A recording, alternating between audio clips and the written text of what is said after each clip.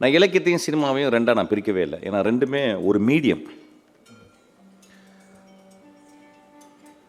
ஒரு மீடியம்னா நடுவில், அதாவது கொண்டு சேர்க்கும் ஒரு ட்ரெயின் தான் நான் சொல்லுவேன். ஆக்சுவலாக ஒரு ஊருக்கு போகணும், ஒரு ஊர்லேருந்து இன்னொரு ஊருக்கு போகணும். ஏன்னா ட்ரெயின்ற படத்தை எடுக்கிறேன், அதை சொல்கிறேன். ஸோ அந்த ட்ரெயினில் ஏறுறோம். அந்த ட்ரெயினில் ஏறின உடனே மக்களை சந்திக்கிறோம், மக்களை பார்க்குறோம். டிடிஆர் வர்றாரு, பக்கத்தில் உட்காந்துருக்கோம். திடீர்னு ஒருத்தங்க சாப்பிட்றாங்க, கேட்குறாங்க சாப்பிட்டீங்களான்னு கேட்குறாங்க. சாப்பிட்டோமா, இல்லை ஒரு கை பிடிங்களேன் அப்படின்றாங்க. அப்போ நம்ம பார்க்குறோம், அந்த சாப்பாடு பிரித்து பார்த்து அதுக்குள்ளே ஒரு இலை இருக்குது, அதுக்குள்ளே ஒரு புளியோதரை சோறு இருக்குது. அதை வாங்கி கையில் எடுத்து பார்க்குறோம். எடுத்து பார்த்துட்டு நம்மளுக்கு மனசுக்குள்ளே பிடிக்குது. ஏன்னா நம்ம ரொம்ப வருஷத்துக்கு முதல் நம்ம பாட்டியோ யாரோ ஒருத்தவங்க பண்ணியிருப்பாங்க. இப்போலாம் அம்மா யாரும் புளியோதரை பண்ணுறது கிடையாது. இப்போ ஸ்விக்கியில் தான் ஆர்டர் பண்ணுறோம் நம்ம. அப்போ அந்த புளியோதரை கையில் வாங்கி பார்த்த உடனே அதோடைய எண்ணெய் படாமல் கையில் ஒட்டாமல் இருக்குது. அதுக்கப்புறம் அதை சாப்பிட்றோம். அது சாப்பிடும்போது ஒரு 5 வயசில் யாரோ ஒரு பாட்டியோ யாரோ பக்கத்து வீட்டில் ஒரு அக்காவோ செஞ்சு கொடுத்த அந்த புளியோதரையுடைய டேஸ்ட்டை நாக்கில் படுது. பட்ட உடனே திடீர்னு ஒரு பெரிய ஷாக் அடித்த மாதிரி ஒரு எண்ணம். சின்ன வயசில் நம்ம சாப்பிட்ட அந்த சுவை, அந்த சுவை எப்படின்னா இன்றைக்கி சாப்பிட்ற, இன்றைக்கி ஆர்டர் பண்ணுற பீஸாலேருந்து எதுலேயுமே இருக்காது. அவ்வளோ எளிமையாக அது இருக்கும், அவ்வளோ டேஸ்ட்டாக இருக்கும். அது எல்லாருக்குமே நம்மளுக்கு தெரியும் ஆக்சுவலாக. அப்போ உடனே மனசுக்குள்ள ஒரு சின்ன சிந்திக்கக்கூடிய மனிதனாக இருந்தால், அதான் 2 விதம். அந்த புளியோதரை சாப்பிட்றதுல கொஞ்சம் சாப்பிட்டுட்டு அப்படியே போயிட்டே இருக்கவனாக இருந்தால் அதை பற்றி யோசிக்க மாட்டான். கொஞ்சம் சிந்திக்கக்கூடிய மனிதனாக இருந்தால் அவன் யோசிப்பான், எவ்வளோ பெரிய விஷயத்தை நம்ம வாழ்க்கையில் மிஸ் பண்ணிட்டோம். டேஸ்ட்னா என்ன? எவ்வளோ சாப்பிட்ருக்கோம். 5 வயசுக்கு அப்புறம் நம்ம எத்தனையோ சாப்பிட்ருக்கோம், எத்தனையோ ஹோட்டலில் சாப்பிட்ருக்கோம். ஆனால் ஒரு பெரும் அன்போட நம்ம பாட்டியோ அல்லது நம்ம அம்மாவோ செய்து கொடுத்த இந்த சுவைக்கு ஈடே கிடையாது அப்படின்றது. கிட்டத்தட்ட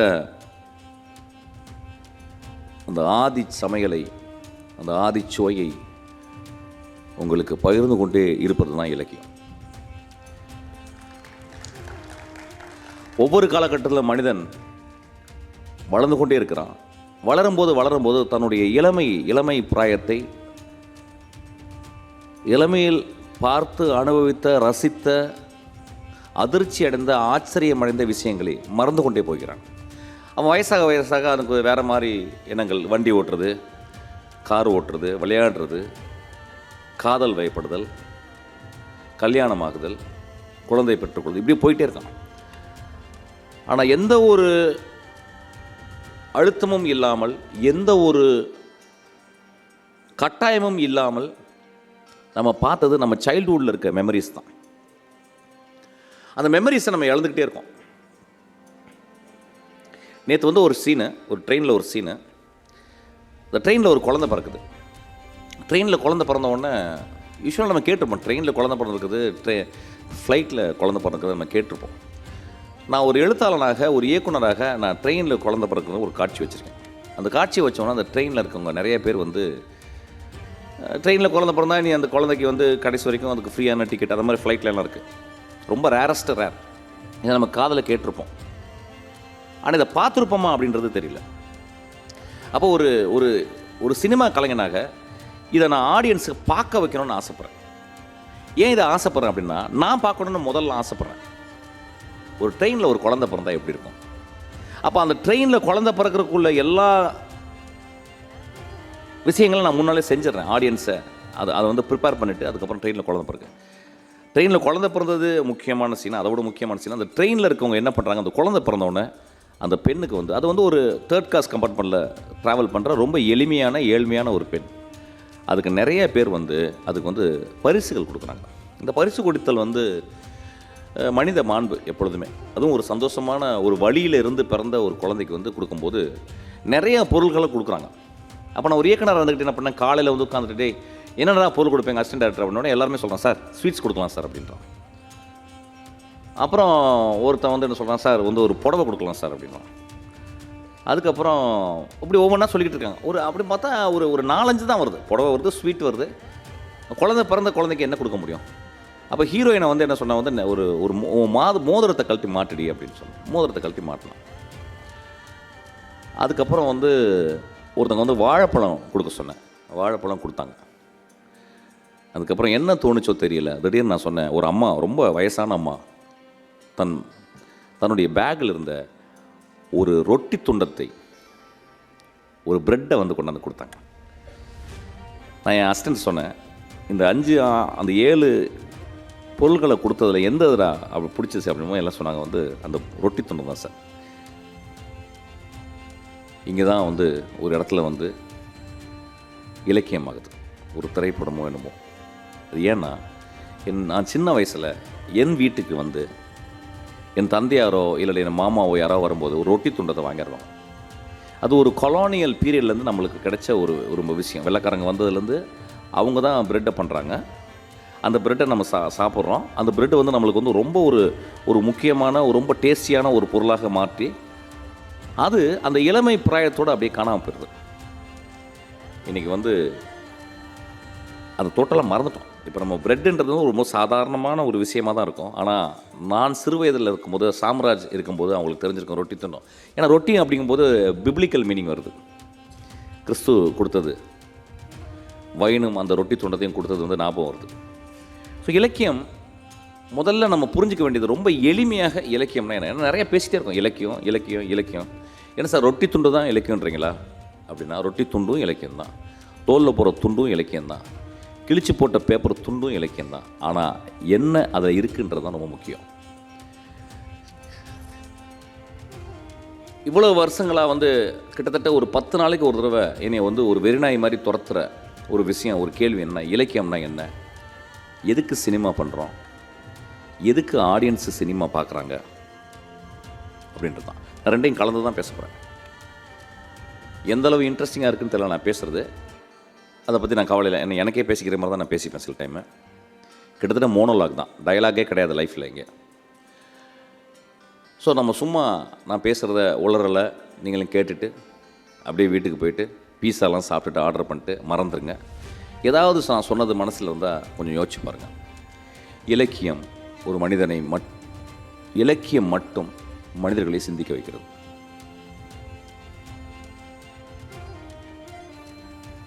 நான் வந்து லேண்ட்மார்க்கில் ஒர்க் பண்ணும்போது ஒரு நாள் புத்தகங்கள் அடுக்கிட்டு இருந்தேன். ரொம்ப சீரியஸாக காலையில் முதல் வேலையாக தான் 3 மணி நேரம் புத்தகங்களை அடுக்கணும்.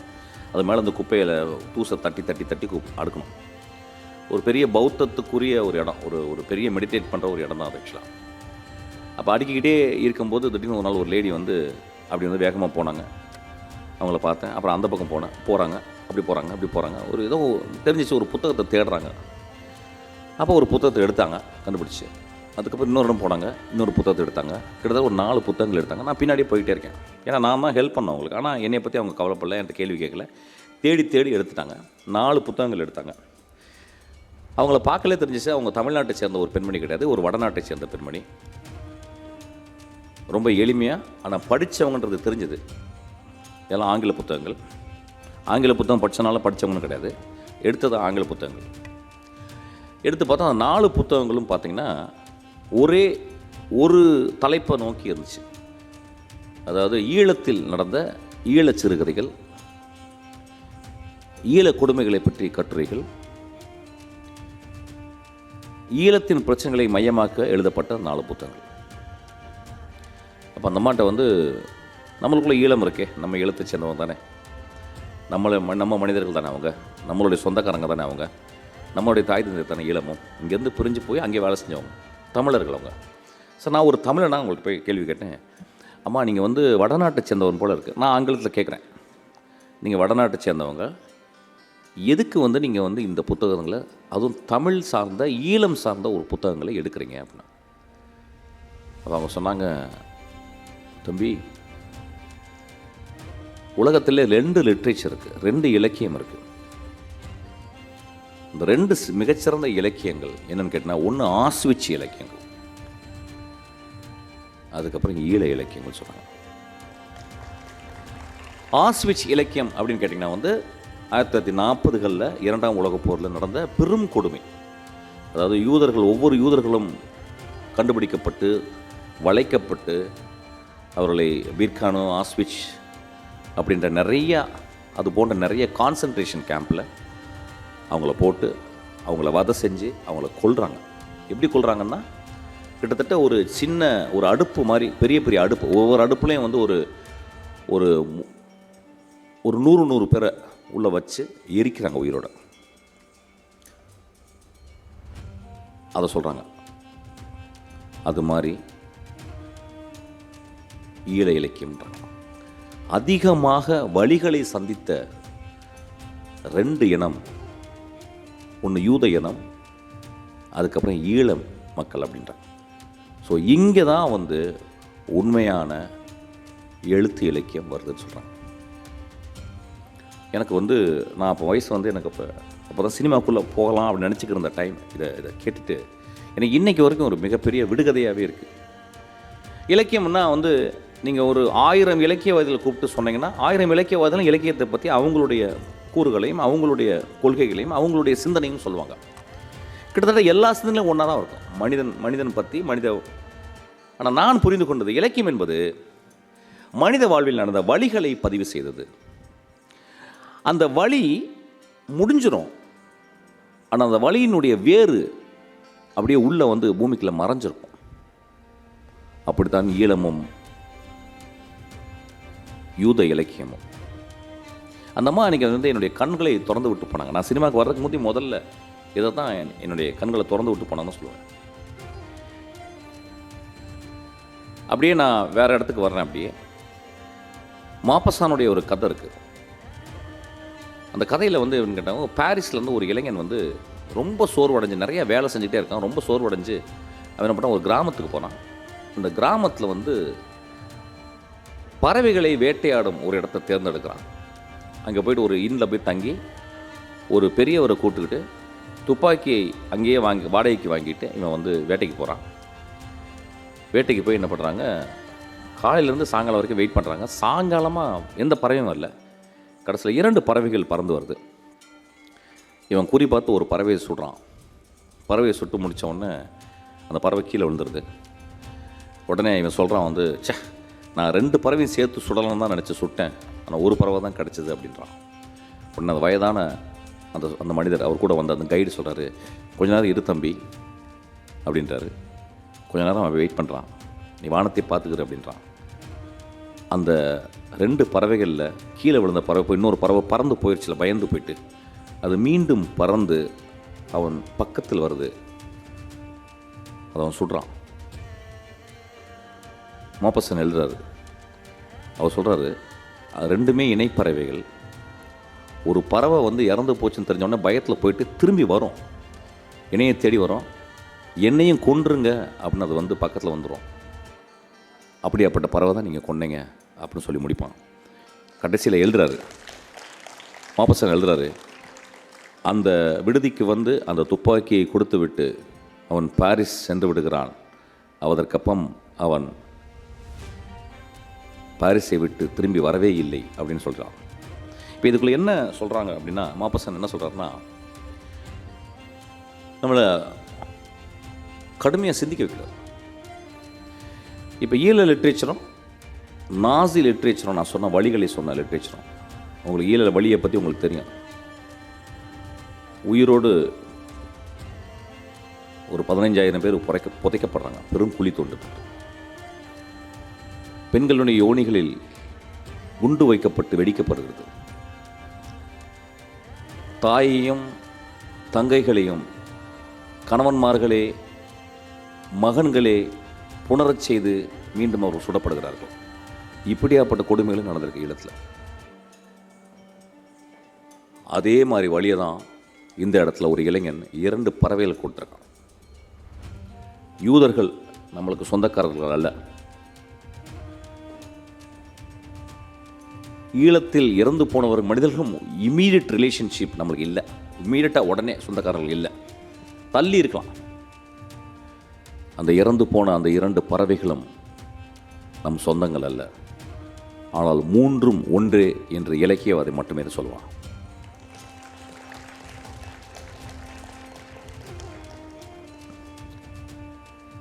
நம்ம படங்கள் நம்ம வந்து பார்க்குறோம். நான் ரொம்ப படங்கள் பார்க்குறது கிடையாது, ரொம்ப கம்மியான படம் தான். ஒரு வருஷத்துக்கு ஒரு 2 படம் பார்ப்பேன். அதுவும் கடுமையாக ரெக்கமெண்டேஷன் பண்ணுவேன். ஒரு 10 பேர், ஒரு 100 பேர். அப்போ தான் சினிமா பார்ப்பேன். எனக்கு கடுமையான அயற்சி தருது. எதுவுமே புதுசாக இல்லை. அதே ஹீரோ வர்றாரு, அப்புறம் ஹீரோயின் வருது, அதுக்கப்புறம் வில்லன் சேவையில்லாமல் வர்றான், அப்புறம் வில்லனுடைய அம்மா வர்றாங்க. எதுக்கு வராங்கன்னு தெரில. ஹீரோயின் அம்மாவும் வராங்க, ஹீரோ அம்மாவும் வராங்க. 3 அம்மாக்களும் சேர்ந்து ஏதோ சொல்கிறாங்க, 3 பேரும் கேட்குறாங்க. ஒரு இடிப்பல் கதையாகவே இருக்குது எல்லாமே. ஏதோ ஒரு அத்தி பூத்தது போல் ஒரு கடைசி விவசாயி போன்ற சில படங்கள் வருது. இப்போ நான் இலக்கியத்தில் மூழ்கி திளைப்பவன். நான் சாம்ராஜ் மூழ்கி கொண்டே இறந்து போய் விடுவோம்னு நினைக்கிறேன். அப்படியே மூழ்கி எங்கே போய் வைக்கணும்னு தெரியல. அப்படியே அந்த படித்த புத்தகத்தோடு சேர்த்து உள்ளே வைக்கலாம்னு நினைக்கிறேன். ஆக்சுவலாக இலக்கியம் அது வந்து ஒரு தனியான ஒரு இடம் கிடையாது. இலக்கியம்ன்றது என்னுடைய இருதயத்துக்குள் இருக்கும் ஒரு பெரும் திறக்காத பெட்டகம், ஒரு பண்டோரா பாக்ஸ். திறக்க வந்துக்கிட்டே இருக்குமே, வாங்கி கொண்டே இருக்கிறேன். நண்பர்களே, சினிமா பண்ணும்போது எனக்கு ஒரு பெரிய கேள்வி வரும், என்ன கதை பண்ணலாம் நெக்ஸ்ட் அப்படின்னு. என்னுடைய ஃப்ரெண்ட்ஸு, என்னுடைய நண்பர்கள் கேட்கும்போது, என்னுடைய அசிஸ்டன்ட் டைரக்டர் கேட்கும்போது, சார் என்ன படம் சார் நெக்ஸ்ட் பண்ணலாம். அப்போ நெக்ஸ்ட் படம் பண்ண உடனே மேலாக சொல்ல விஷயம், சார் ஒரு பெரிய ஹீரோவை பார்த்து ஒரு கதை சொல்லுங்கள். என் பெரிய ஹீரோ பார்த்தோன்னா படம் விற்றுரும், படத்துக்கு பட்ஜெட் கிடச்சிரும், படம் ரிலீஸ் ஆகிடும். அந்த 3மே நடக்கும், டக்குன்னு நடக்கும். சரி, இல்லைன்னா ஒரு மிட்டில் இருக்க ஒரு ஹீரோவை பார்த்து பண்ணுங்கள் சார். அப்போ கதை கொஞ்சம் ரொம்ப அடர்த்தியாக பண்ணணும் சார், கேர்ஃபுல்லாக பார்த்துங்க. ஏன்னா இதெல்லாம் சினிமாவில், ஏன்னா பெரிய ஹீரோக்கு பண்ணும்போது நம்ம ஒரு ஃபார்முலாய்க்க. அப்போ என்ன கதை பண்ணலாம் அப்படின்றது. நான் சச்சிதானந்தம்னு என் நண்பர் ஒருத்தர், ஒரு 15 வருஷத்துக்கு முந்தைய நான் 4வது படம் பண்ண பிறகு என்னை கூப்பிட்டாரு நெய்வேலிக்கு. அவருடைய புத்தக வெளியீட்டு விழாக்கு போனேன். அப்போ நான் கேட்டேன், இங்கேருந்து நெய்வேலி வரைக்கும் ஓட்டு போகிறோம் சச்சி, எவ்வளோ பேர் வாழ்வாங்க? ஒரு 500 பேர் வருவாங்க அப்படின்னு சொன்னாங்க. நான் உடனே போய் சேர்ந்தோன்னே 500 சேர் இருந்துச்சு, உட்கார் வந்துடுவாங்க. நாங்கள் நண்பர்களை நம்ப மாட்டேன். நான் 2 அசிஸ்டண்ட்டோடு போனேன், அவர் ஒருத்தர், அந்த பப்ளிஷர் ஒருத்தர், மொத்தமே 5 பேர் தான் அந்த 500 சேரில் உட்காந்துருந்தோம்.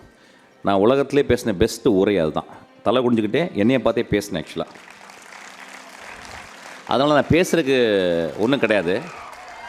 சில நேரங்கள் சேர்கள்கிட்ட பேசிடுவேன். ஆக்சுவலாக அது ரொம்ப நல்லா கேட்கும். ஆக்சுவலாக ரொம்ப அமைதியாக, எந்த பிரச்சனையும் பண்ணாது. மனிதர்கள் கேட்குறது தான் கொஞ்சம் கஷ்டம். ஆக்சுவலாக அப்போ என்ன கதை பண்ணலாம் அப்படின்போது ஒவ்வொரு படத்துக்கும் வந்து பேச வரும்போது இந்த மாதிரிலாம் சொல்லுவாங்க, இந்த மாதிரி ஈஸியாக கதை பண்ணுறது அப்படின்னு. அப்போ இந்த இலக்கியத்தை படித்ததுனால என்ன வந்து கேட்டால் வந்து நம்ம என்ன கதை சொல்ல போகிறோம் அப்படின்றது இருக்கும். ஏன்னா ஒரு கதை அப்படின்றது வந்து எப்படின்னா வந்து ஒரு 2 hours வந்து சொல்லுவாங்க நிறைய பேர், இந்த ஆடியன்ஸ் நிறைய பேர் சொல்லுவாங்க, என்டர்டெயின்மெண்ட் இருக்கணும் சார் அப்படிம்பாங்க.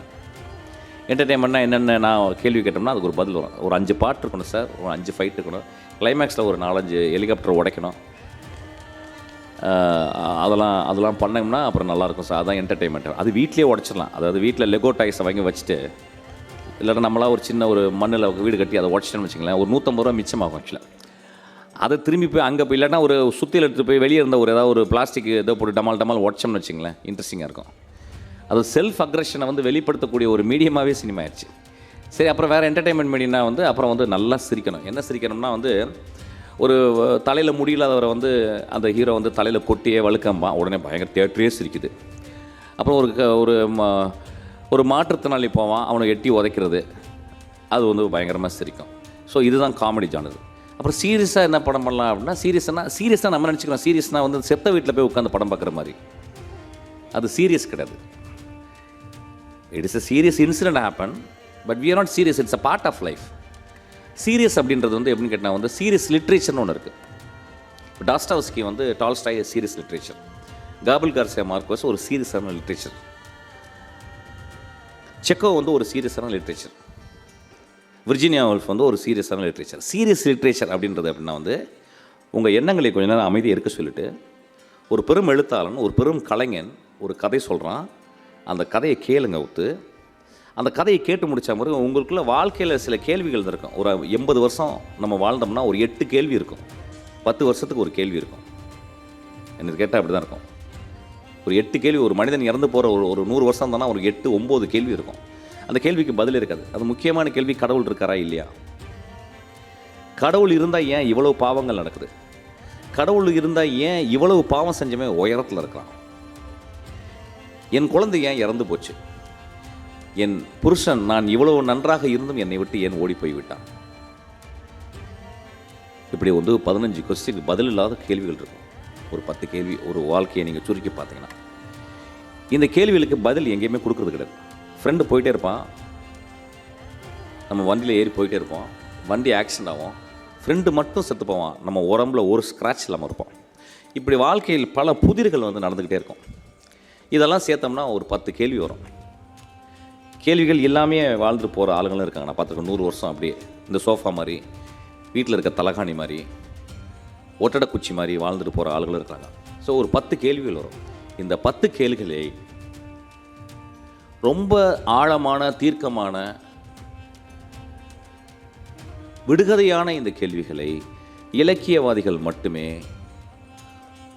அவங்க வாழ்க்கை அனுபவம் மூலியம், அவங்க சிந்தனை மூலியம் ஒரு 40-50 ஆண்டுகள் வாழ்க்கையை உற்று பார்ப்பதன் மூலம் அவங்க அந்த கேள்விகளுக்கு பதில் சொல்ல எத்தனிக்கிறாங்க. பதில் சொல்ல எத்தனிக்கிறாங்க. அவங்க என்ன சொல்கிறாங்க, எங்களுக்கும் இந்த கேள்வி இருந்துச்சு, என் கேள்வியின் ஆரம்பம் இப்படி ஆரம்பித்து இப்படி முடிஞ்சு இன்றைக்கி ஒரு சின்ன பதில் மாதிரி இருக்குது, அந்த பதிலை நான் உங்கள்கிட்ட பகிர்ந்துக்கிறேன் அப்படின்னு சொல்கிறது தான் இலக்கியமாக நான் பார்க்குறேன். நான் ஒரு சில சினிமாவில் நான் வந்து கதை சொல்ல போகும்போது வந்து நான் அதை தான் யோசிக்கிறேன், என்ன பண்ணணும். முதல் கதை நான் பண்ணும்போது அதான், முதல் கதை போகும்போது ரொம்ப கேர்ஃபுல்லாக பண்ணணும். ஒரு காதல் கதை பண்ணிடணும். காதல் கதை பண்ணால் தான் ஜாலியாக இருக்கும். ஒரு காதல் கதை பண்ணும்போது 2 பாட்டு இருக்குது. அதாவது காதல் வந்த ஆணுக்கும் பெண்ணுக்கும் ஒரு பாட்டு, அப்போ 2 பேரும் சேர்ந்தாம்போது ஒரு டூயட்டு. ஸோ 2 பாட்டு ஆயிடுது. அப்புறம் ஒரு கிளைமேக்ஸில் ஒரு குத்துப்பாட்டு வச்சிடலாம். ஸோ இப்படி இதெல்லாம் பிளானிங்கு. ஆனால் கதை என்ன சொல்கிறது அப்படிங்கும்போது வந்து காதல் கதை ரொம்ப அலுப்பு தட்டி போய் கடைசியில் வந்து தந்தையை மிகவும் நேசித்த ஒரு பெண், தந்தையை தவிர ஆண்மகனே இல்லை என்று நினைத்த ஒரு பெண், ஒரு நாள் ஒரு ரவுடியின் மேல் காதல் வயப்பட்டு அவன் வாழ்க்கையை திருந்திய காரணத்தினால் ஒரு பரிசாக தன் காதலை கொடுத்து அதே தந்தையிடம் ஒரு பொறுக்கி என்னை வந்து பிரச்சனை பண்ணுறான்னு சொல்கிற அதே பெண், அதே பொறுக்கியை கல்யாணம் செய்து வைங்களப்பா அப்படின்னு சொல்கிறவ, அதே பொறுக்கியை இன்னும் 10 நாட்களில் கல்யாணம் நடக்க போது அந்த பொறுக்கியை வந்து ஒரு ப்ராஸ்டியூஷன் ஹவுஸ் முன்னால் அரெஸ்ட் பண்ணுறதை பார்க்குறாங்க. அவள் வந்து பிரிஞ்சிடுறா. தன் மகளுக்கு இந்த மாதிரி ஆச்சே, கல்யாணம் நின்று போச்சே, ஒரே மகளுக்கு நம்ம கஷ்டம் கொடுத்துட்டுமே இப்படி ஆயிடுச்சுன்னு தந்தை இறந்து போயிடுறான். கிளைமேக்ஸில் நான் சொல்கிறேன் வந்து அந்த விலைமாது வீட்டுக்கு போனது வந்து அந்த பொறுக்கி அல்ல, இவ்வளவு ஆண்டு காலம் ரொம்ப அமைதியாக அன்போடு குழந்தையை பார்த்து கொண்ட, தன் மகளை பார்த்து கொண்ட அந்த தந்தை தான் அந்த விலைமாது வீட்டுக்கு போனான்னு சொல்கிற அந்த ஒரு கடும் உண்மையை, அந்த உண்மையை சொன்னால் தன் காதலி எப்படி வருத்தப்படுவாள், ஒரு மகள் எப்படி வருத்தப்படுவாள் என்று பொறுக்கியாக இருந்து இன்று மனம் மாறிய ஒரு மனிதனுடைய மிக உயர்ந்த உள்ளத்தை பற்றி சொல்கிற ஒரு இடம் தான் அந்த கதை. எனக்கு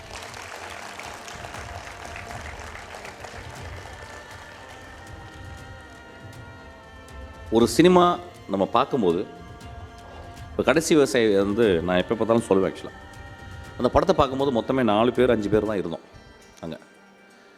அந்த கலைஞனை நான் ரெகுலராக பார்க்குறேன். அவன் நல்லா பண்ணுறான், நிறைய படங்கள் பண்ணுறான். அவன் காசை பற்றி கவலைப்படலை. ஒரு உசிலம்பட்டி கிராமத்துக்கு நான் போனேன், அவனை போய் பார்த்தேன், மணிகண்டன் போய் பார்த்தேன். அவ்வளோ எளிமையாக வாழ்ந்து கொள்கிறான், அவ்வளோ அன்போடு பார்த்துக்கிட்டான். அந்த நண்பர்கள், அங்கே வாழ்ந்த மனிதர்கள், அந்த மனிதனுக்கு ஏன் வந்து ஒரு வயதான மனிதன் இன்றைய பேசாதீங்க ப்ளீஸ், எக்ஸ்கியூஸ் மீ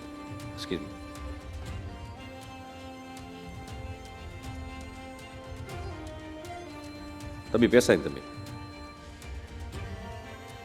ஏன் அந்த படத்தை அவன் செஞ்சான்? அந்த படத்துக்கு வந்து பார்வையாளராக நாம் என்ன மரியாதை கொடுத்தோம் அப்படின்றது ஒரு பெரிய புதிர். நான் அந்த இரவு வந்து ஒரு பதிவு போட்டேன், ஒரு வீடியோ பதிவு போட்டேன். அந்த பதிவுலாம் சொன்னேன் வந்து இவ்வளோ முக்கியமான படத்தை வந்து இந்த மனிதர்கள் வந்து பார்க்க வரலையா. பெரிய இலக்கிய விசாரணையோ இல்லை பெரிய சினிமா பற்றியோ இங்கே நான் பேசலை. என்னுடைய கேள்வி இதுதான். ஆக்சுவலாக நாம் என்ன மாதிரி கதைகள் படிக்கிறோம், நாம் என்ன மாதிரி படங்களை பார்க்கிறோம், நாம் என்ன மாதிரி சிந்தனைகள் செய்கிறோம், இதை வச்சு தான் நாளைக்கு உங்கள் குழந்தைகள் வளரப்போகிறது.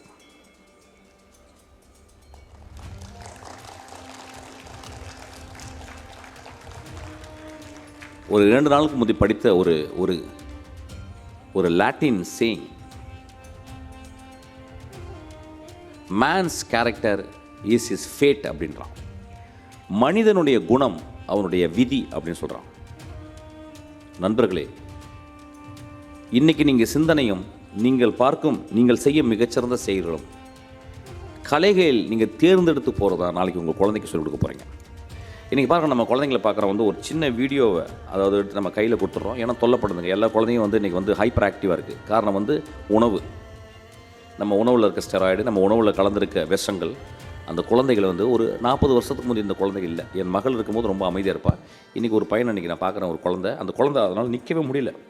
அது ஓடிட்டே இருக்குது, அழுகுது. அது கடைசியில் ஒரு வீடியோவை கையில் கொடுத்துடணும். அதை வந்து ஒரு 2 மணி நேரம் அந்த குழந்தை வந்து அதை பார்த்துக்கிட்டே இருக்குது. இப்படி குனிஞ்ச வாக்கில் என்ன நடக்குதுன்னு அதை பார்க்கவே மாட்டேங்குது. we are all concentrating on screens.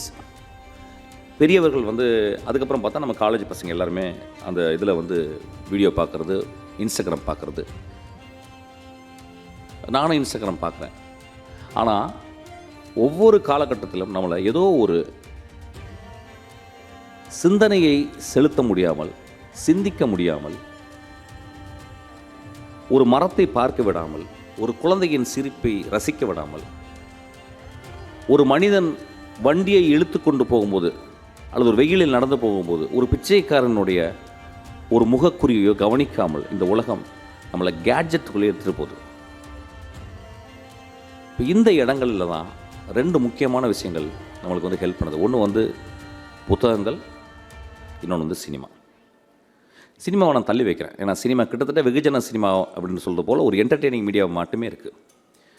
But இலக்கியம் இன்றும் எப்பொழுதுமே இன்னும் ஒரு 10,000 ஆண்டு காலமாகவும் மனித குலத்துக்காக சிந்திக்கக்கூடிய அந்த மாண்பான மனிதர்களால் படைக்கப்படுவதே இலக்கியம்.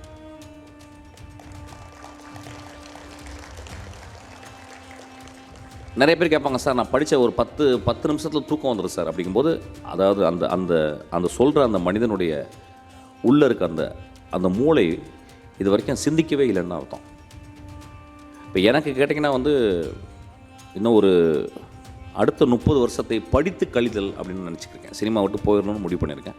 இன்னும் ஒரு 10 வருஷம் மேக்ஸிமம். அதுக்கப்புறம் அடுத்த 30 வருடம் இருப்பேன்னு தெரியல. ஆனால் ஒரு 20 வருடம் வாழும் வரையில் படித்து கழித்தல் தான் நினைக்கிறேன்.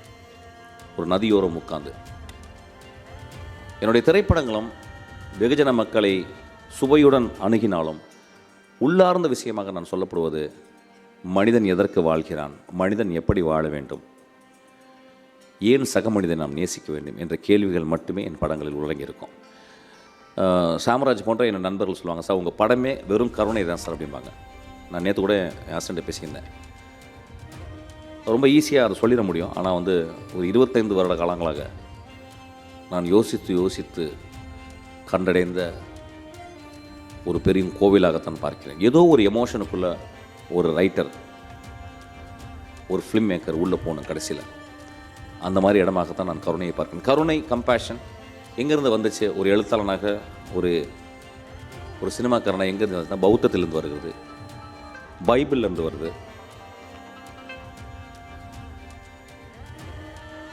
மனிதர்களை நான் எப்பொழுதும் முத்துப்பாட்டு கொண்டிருக்கிறேன். என் பாட்டியார் ஒரு 3000 கதை சொல்லியிருக்கிறாள். அந்த ஈரக்குலையிலிருந்து 3000 கதைகள் வந்தது.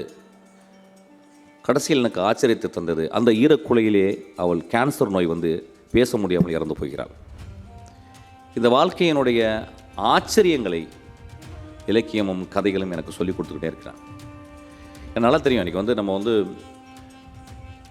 ஸ்பேஸ் பற்றி பேசணும். இப்போ ஒரு பெரிய ஸ்பேஸ் இருக்குது. வீட்டில் போனால் நம்மளுக்குன்னு ஒரு தனி ரூம் இருக்குது. நம்ம பார்க்குற சேனல் இருக்குது. நம்மளுக்கு பிடிச்ச டீ கடை இருக்குது. இதெல்லாம் வந்து நம்மளுக்கு பிடித்த பெண், நம்மளுக்கு பிடித்த ஆண், அந்த ஸ்பேஸ் இருக்குது. நம்மளை சுற்றியும் ஒரு ஸ்பேஸ் இருக்குது. அந்த ஸ்பேஸ்க்குள்ள நம்ம மட்டுமே இருக்கோம்.